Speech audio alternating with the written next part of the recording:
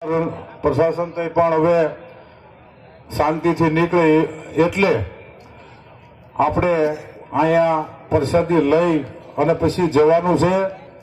અને આ આયોજન જે અમે કર્યું હતું એ એક મોબાઈલથી જ કર્યું હતું, વધારે અમે કોઈને આમંત્રણ નથી આપ્યું, એટલે કાંઈ કહેવાનું છે જ નહીં.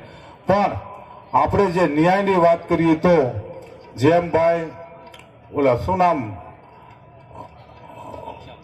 પૂજાભાઈ વંશે કીધું એમ કે ભાઈ જે આપણે ગાંધીનગરનો કાર્યક્રમ કરવાનો હોય ત્યારે સૌ મિત્રો વડીલો આપણે ત્યાં આપણા હકની લડાઈ માટે જવાનું છે.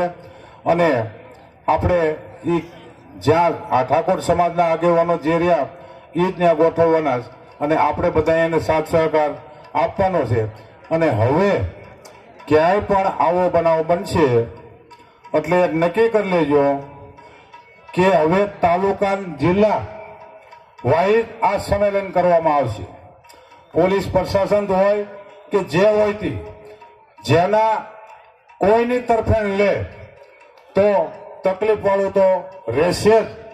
એટલે અમે તમને ચોખ્ખી ભાષામાં કહીશી કે અમને સાથ સહકાર આપો, અમે તમને સાથ સહકાર આપવાના છીએ, પણ અમારી માથે ખોટો અન્યાય ગુજારવો નહીં. અસ્તુ. જય હિન્દ.